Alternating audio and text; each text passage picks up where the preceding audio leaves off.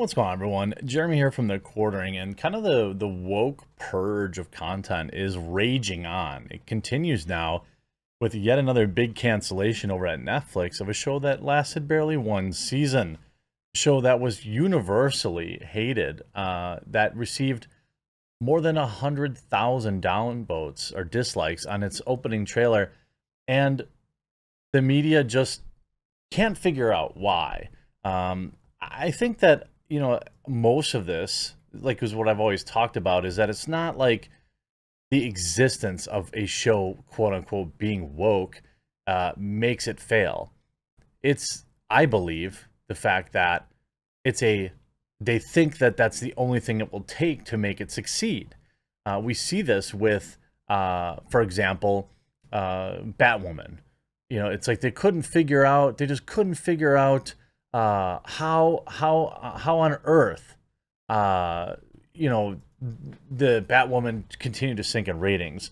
Why weren't people just tuning in simply because the main character happened to be a woman of color and also enjoyed the bedroom company of women? Shouldn't that have been enough to get people to tune in?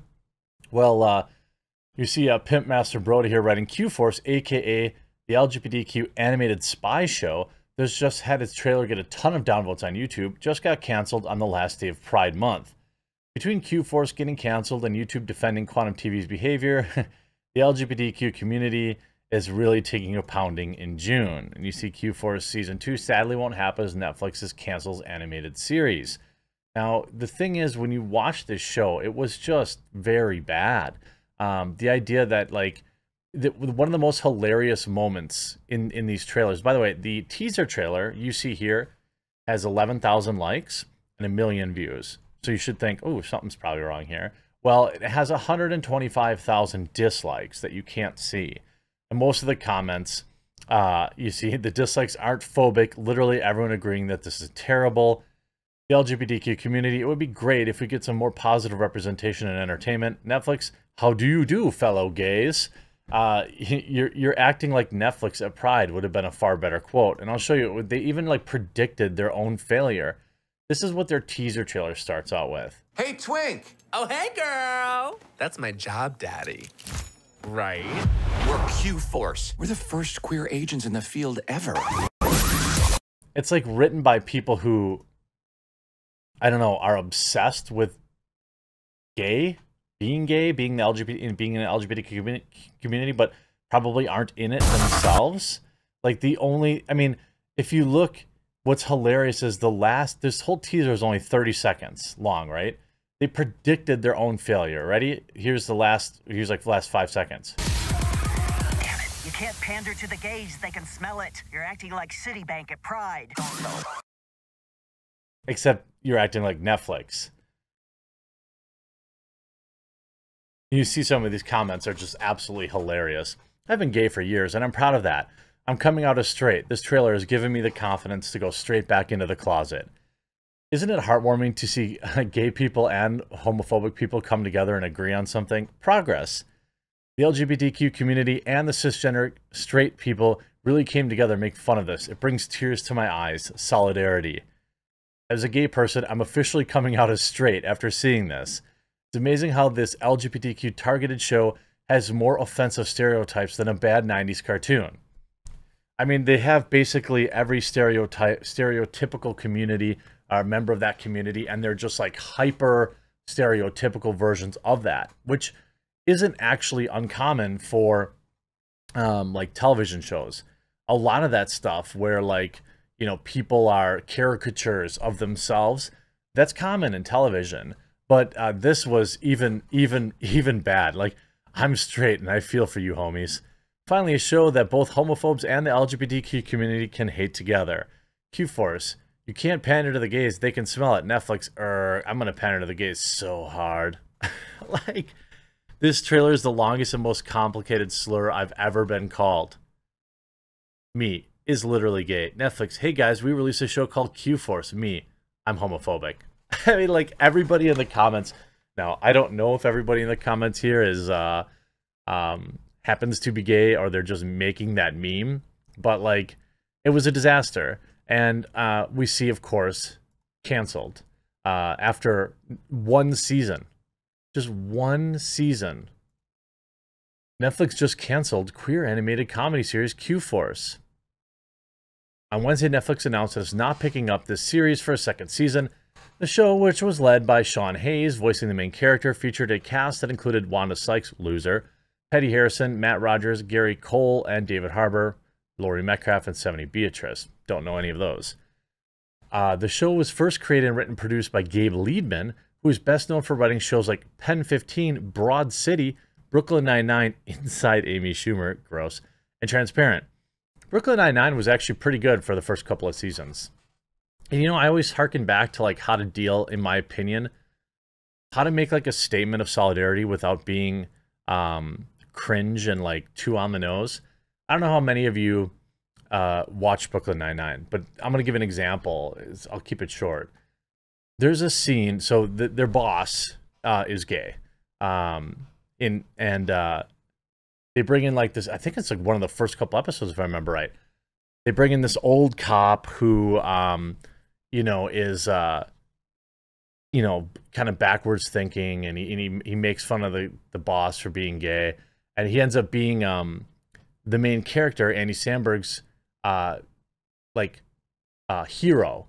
And he ends up punching him out after he makes fun of his boss for being gay, and like hides it and doesn't say anything. It was a good message. Like, it was cool. Like, hey man, he's a cop just like us.